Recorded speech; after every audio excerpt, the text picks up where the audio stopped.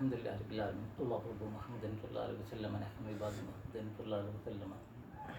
بعد توحید کے متوالو، شمع رسالت کے پروانوں، غوث و خواجہ و رضا کے دیوانوں، اولیاء امت کے چاہنے والوں، السلام علیکم ورحمۃ اللہ وبرکاتہ. نحمدہ ونصلی علی رسولہ الکریم، اما بعد فاعوذ باللہ من الشیطان الرجیم، بسم اللہ الرحمن الرحیم.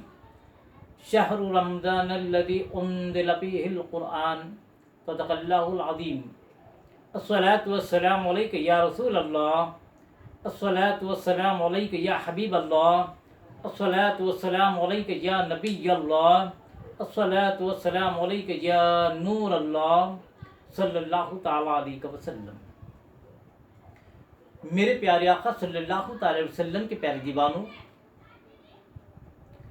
رمضان کا مہینہ جس میں قرآن نازل ہوا، جس آیت کریمہ کی میں نے تلاوت کی، اس کا ترجمہ یہ اللہ تبارک و تعالیٰ فرماتا ہے کہ رمضان کا مہینہ جس میں قرآن نازل ہوا. تو آج میں صرف رمضان کی فضیلت پر چند نکات بیان کروں گا، اس کے بعد انشاءاللہ العزیز اپنی گفتگو ختم کروں گا.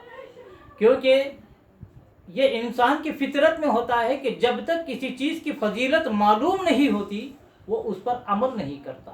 اگر ہمیں معلوم ہو جائے کہ رمضان المبارکہ کی فضائل کیا ہیں، اس میں کون سا عمل کرنے سے اللہ کتنا ثواب عطا فرماتا ہے، جب فضیلت سنیں گے، جب فضیلت ہمارے دل و دماغ میں بیٹھے گی تو ہم صحیح طور پر رمضان المبارکہ کا حق ادا کرنے کے قابل ہوں گے. لہذا میرے پیارے آقا علیہ الصلوۃ والسلام کے پیارے دیوانوں، رمضان المبارکہ کو صحیح طریقے سے گزارنا ہے تو پہلے ہمیں کما حق اس کی فضیلت سے واقف ہونا ضروری ہے. میرے پیارے آقا علیہ الصلوۃ والسلام کے پیارے دیوانوں، عالم اسلام کے مشہور مفسر حضرت علامہ مفتی احمد یار خان رحمۃ اللہ علیہ اپنی مایہ ناز تفسیر قرآن تفسیر نعیمی میں ارشاد فرماتے ہیں کہ کعبے کی مثال دریا کی طرح ہے. کعبے کی مثال دریا کی طرح ہے اور رمضان المبارکہ کی مثال بارش کی مانند ہے. یعنی جس طرح ایک انسان دریا کے پاس جاتا ہے تو اس کی پیاس بجھتی بھی نظر آتی ہے، تو بالکل اسی طرح ایک انسان اللہ کی رحمتوں کو پانا چاہتا ہے تو کعبۃ اللہ کے پاس جائیں گے تو اللہ تبارک و تعالیٰ کی رحمت وہاں پر چھم چھم برستی ہے. تو کعبۃ اللہ کے پاس جانے سے اللہ کی رحمت ملتی ہے، لیکن بارش جس طرح ہر انسان کے گھر میں آ کر اسے راحت پہنچاتی ہے، اسے آرام پہنچاتی ہے، بالکل انسان کو جیسے بارش راحت پہنچاتی ہے گھر میں آ کر، ویسے ہی رمضان المبارک مومنوں کے گھر میں آ کر برسات فرماتا ہے، رحمتوں کی برسات فرماتا ہے، برکتوں کی برسات فرماتا ہے. تو میرے پیارے آقا علیہ الصلوۃ والسلام کے پیارے دیوانوں، اللہ کی رحمتیں پانے کے لیے کعبے کے پاس جائیں گے تو وہاں ملیں گی رحمتیں، لیکن رمضان المبارکہ ہمارے گھروں میں آ کر رحمتوں کی برسات فرماتا ہے. اسی لیے آپ ارشاد فرماتے ہیں کہ کعبے کی مثال دریا کی طرح ہے اور رمضان المبارکہ کی مثال بارش کی مانند ہے. میرے پیارے آقا علیہ الصلوۃ والسلام کے پیارے دیوانوں، ایک حدیث میں میرے آقا ارشاد فرماتے ہیں کہ اگر میری امت کو رمضان المبارکہ کی فضیلت معلوم ہوتی تو میری امت خواہش کرتی کہ سال کے پورے 12 مہینے رمضان المبارک ہوتا. آج دنیا داری میں ملوث ہو کر، نفس کے چکر میں پھنس کر ہمیں رمضان المبارکہ کا ایک مہینہ گرا گزرتا ہے. کب ختم ہوتا ہے آج کا مسلمان رمضان المبارک کے بارے میں یہ سوچتا ہے. میں سب کے تعلق سے نہیں، کچھ مسلمانوں کا یہ مزاج ہے کہ رمضان کب ختم ہوتا ہے یہ سوچتے ہیں. لیکن اللہ کے رسول کیا ارشاد فرماتے ہیں، اگر رمضان کی فضیلت، ماہ رمضان کی فضیلت میری امت کو معلوم ہوتی تو میری امت خواہش کرتی کہ سال کے پورے 12 مہینے رمضان ہوتا. کتنی بڑی فضیلت ہے میرے پیارے آقا علیہ الصلوۃ والسلام کے پیارے دیوانوں. اور یہ رمضان المبارک اللہ تبارک و تعالیٰ نے ہمیں عطا فرما دیا ہے. میرے پیارے آقا علیہ الصلوۃ والسلام کے پیارے دیوانوں، اللہ تبارک و تعالیٰ نے ہر دن اللہ کا ہے، ہر رات اللہ کی ہے، ہر مہینہ اللہ کا ہے، لیکن سال میں کچھ مخصوص دن، کچھ مخصوص راتیں اس نے اللہ نے ایسی رکھی ہیں جس میں بندہ عبادت کرتا ہے تو اس کی عبادت کا ثواب بڑھا کر اسے عطا فرماتا ہے. اور اس گھڑی میں جو دعا مانگتا ہے بندہ وہ ضرور قبول ہوتی ہے. جیسے جمعہ کے دن ایک مخصوص ساعت ہوتی ہے، اس وقت اگر کوئی بندہ دعا کرتا ہے اللہ اس کی دعا کو قبول فرماتا ہے. اور مقدس راتیں جیسے شب معراج ہے، شب برات ہے، شب قدر ہے، ان راتوں میں بندہ عبادت کرتا ہے تو اس عبادت کا ثواب کئی گنا بڑھا کر عطا فرماتا ہے. اور ان راتوں میں بندہ جو مانگتا ہے اللہ تبارک و تعالیٰ اسے ضرور عطا فرماتا ہے. وہ راتیں قبولیت کی ہوا کرتی ہیں. میرے پیارے آقا علیہ الصلوۃ والسلام کے پیارے دیوانوں، تو سال میں کچھ مخصوص دن، کچھ مخصوص راتیں عبادتوں کی ہے، قبولیت کی ہیں. لیکن رمضان المبارکہ وہ عظیم مہینہ ہے، وہ برکتوں والا مہینہ ہے، وہ فضیلتوں والا مہینہ ہے، وہ رحمتوں والا مہینہ ہے کہ اس میں صبح سے لے کر شام تک، شام سے لے کر صبح تک 24 گھنٹے عبادت ہی عبادت ہے، ہر لمحہ عبادت ہے. میرے پیارے آقا علیہ الصلوۃ والسلام کے پیارے دیوانوں، ایک مسلمان رمضان المبارکہ میں سحری کرتا ہے تو سحری کرنا عبادت ہے، اس کا روزہ رکھنا عبادت ہے، اس کا افطار کرنا عبادت ہے، اس کا تراویح پڑھنا عبادت ہے، اس کی تلاوت قرآن عبادت ہے، اس کا اعتکاف کرنا عبادت ہے، اس کی تہجد کی نماز عبادت ہے. یہاں تک کہ اللہ کے رسول ارشاد فرماتے ہیں ایک مسلمان روزہ رہتا ہے، کچھ بھی عبادت نہیں کرتا، روزہ رہنے کے بعد نہ ذکر کرتا ہے، نہ تلاوت کرتا ہے، نہ درود پڑھتا ہے، بلکہ اگر وہ سو بھی جاتا ہے اللہ تبارک و تعالیٰ اس بندے کو جتنی دیر وہ سوتا ہے اس کا پورا وقت اس کا عبادت میں شمار فرماتا ہے. سبحان اللہ.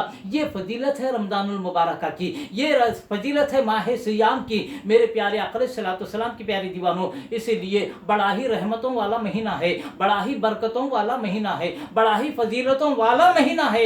عقل مند مسلمان وہ ہے جو اس مہینے کی ایک ایک لمحے کی قدر کرتا ہے. میرے پیارے آقا علیہ الصلوۃ والسلام کی پیاری دیوانوں، تو رمضان المبارکہ کا ہر لمحہ عبادت کا ہے. اور اس مہینے میں دن ہو یا رات جس گھڑی بھی عبادت کرو اللہ تبارک و تعالیٰ وہ آپ کی عبادت قبول فرماتا ہے. اور جس گھڑی بھی آپ دعا مانگو اللہ تبارک و تعالیٰ وہ دعا ضرور قبول فرماتا ہے. یہ قبولیت والا مہینہ ہے، یہ مانگنے والا مہینہ ہے. ہمیں مانگنے کا حکم ہے، اللہ دینے کے لیے بیٹھا ہے. میرے پیارے آقا علیہ الصلوۃ والسلام کے پیارے دیوانوں، ایک حدیث میں اللہ کے رسول ارشاد فرماتے ہیں آج مسلمان کیا ہے، رمضان کب رخصت ہوتا ہے. کچھ مسلمانوں کا حال یہ ہے رمضان المبارک آ رہا ہے تو وہ ان کے چہرے اتر جاتے ہیں. اب گناہوں کو چھوڑنا پڑے گا، اللہ رسول کی نافرمانی کو چھوڑنا پڑے گا، اب بھوک کے پیاسے رہنا پڑے گا، اب مشقتیں برداشت کرنا پڑے گا، تکلیفیں برداشت کرنا پڑے گا. یہ سوچ کر ان کے چہرے اتر جاتے ہیں. اور جب رمضان المبارک رخصت ہو رہا ہوتا ہے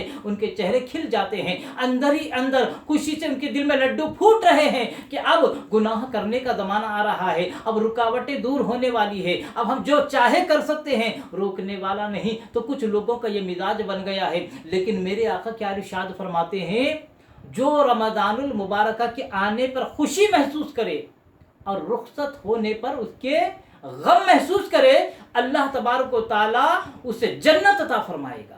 رمضان المبارک کے آنے کی خوشی محسوس کرو، جانے پر غم محسوس کرو، اللہ تبارک و تعالیٰ پر حق ہے کہ اسے جنت عطا فرمائے. میرے پیارے آقا علیہ الصلوۃ والسلام کے پیارے دیوانوں، یہ رمضان المبارکہ کی فضیلت ہے. میرے پیارے آقا علیہ الصلوۃ والسلام کے پیارے دیوانوں، اسی لیے اللہ کے رسول یہ بھی ارشاد فرماتے ہیں جس طرح اللہ تبارک و تعالیٰ اس مہینے میں آسمان کے دروازے کھول دیتا ہے، یعنی بندہ جو بھی دعا مانگتا ہے وہ اللہ اس کی دعا قبول فرماتا ہے. اور جنت کے دروازے کھول دیتے ہیں، یعنی بندوں کا دل نیکیوں کی جانب راغب ہوتا ہے. جہنم کے دروازے بند کر دیے جاتے ہیں. مطلب کیا؟ گناہوں کی طرف ترغیب نہیں ہوتی، گناہوں کی طرف انسان کا دل چاہتا نہیں، گناہوں سے پرہیز کرتا ہے. جہنم کے دروازے بند کر دیے جاتے ہیں. اس کا بھی مطلب یہی ہے کہ ایک انسان گناہوں سے رک جاتا ہے. بڑے سے بڑا گناہگار انسان بھی اس مہینے میں گناہ کرنے سے رک جاتا ہے، کیونکہ سرکش شیاطین کو اللہ تبارک و تعالیٰ قید کر دیتا ہے. لیکن ایک آخری بات کہہ کے اپنی بات ختم کرنا ہے، جب سرکش شیاطین کو اللہ قید کر دیتا ہے پھر بھی کچھ ایسے لوگ ہوتے ہیں جو رمضان المبارک میں بھی گناہوں سے باز نہیں آتے، گناہ کرتے رہتے ہیں. تو ذہن میں سوال اٹھتا ہے کہ بات کیا ہے؟ حدیث تو فرماتی ہے شیاطین کو قید کر دیا جاتا ہے، لیکن کچھ لوگ پھر گناہ کرتے ہیں. تو علماء ارشاد فرماتے ہیں رمضان المبارکہ کی مقدس گھڑیوں میں بھی وہی لوگ گناہ کرتے ہیں جو سال کے 11 مہینے گناہوں میں ڈوبے رہتے ہیں. صبح سے شام تک، شام سے صبح تک گناہ پر گناہ، گناہ پر گناہ، گناہوں کے سمندر میں ڈوبے رہتے ہیں، گناہ کرتے کرتے کرتے ان کا دل اتنا سخت ہو جاتا ہے کہ رمضان المبارکہ کی مبارک گھڑیوں میں بھی وہ گناہوں سے رک نہیں پاتے۔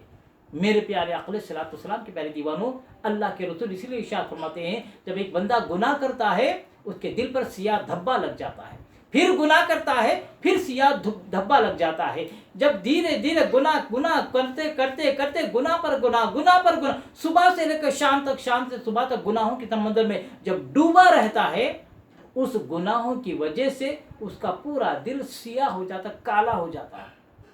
جب دل کی یہ کیفیت ہو جاتی ہے تو اسے کتنی بھی اچھی بات کہو، وہ ایک کان سے سن کر دوسرے کان سے نکال دیتا ہے، اس کے دل پر کوئی بھی اچھی بات اثر نہیں کرتی۔ لہذا جب دل ایسے لوگوں کا دل ایسا ہو جاتا ہے، جن لوگوں کا دل ایسا سخت ہو جاتا ہے، سیاہ ہو جاتا ہے، وہی لوگ رمضان المبارکہ کی مقدس گھڑیوں میں بھی گناہ کرتے ہوئے نظر آتے ہیں۔ لہذا میرے پیارے آقا علیہ الصلوۃ والسلام کے پیارے دیوانوں، رمضان المبارکہ میں وہی لوگ گناہ کرتے جو سال کے 12-11 مہینے گناہ کرتے ہیں۔ لہذا ہمیں ہر پل اللہ سے ڈرنا چاہیے، بالخصوص رمضان المبارکہ کی مقدس گھڑیوں میں جہاں عبادت کا ثواب بڑھ جاتا ہے، ان مقدس گھڑیوں میں اگر کوئی بندہ نعوذ باللہ من ذالک گناہ کرتا ہے، اللہ تبارک و تعالیٰ کے غضب کو دعوت دینے کے مترادف ہے۔ لہذا کوشش یہ کرے رمضان المبارکہ کی ہر گھڑی اللہ و رسول کی رضا میں گزرے۔ اللہ تبارک و تعالیٰ سے دعا ہے کہ اللہ تبارک و تعالیٰ ہمیں عشق رسول میں جینے اور مرنے کی توفیق عطا فرمائے، رسول اعظم صلی اللہ علیہ وسلم کی سچی محبت نصیب فرمائے، اور ہر مسلمان کو رمضان المبارکہ اچھی طریقے سے نیکیوں میں گزارنے کی توفیق عطا فرمائے اور خاتمہ فرمائے، تو ایمان پر خاتمہ عطا فرمائے۔ وما علینا الا البلاغ المبین۔ السلام علیکم ورحمۃ اللہ وبرکاتہ۔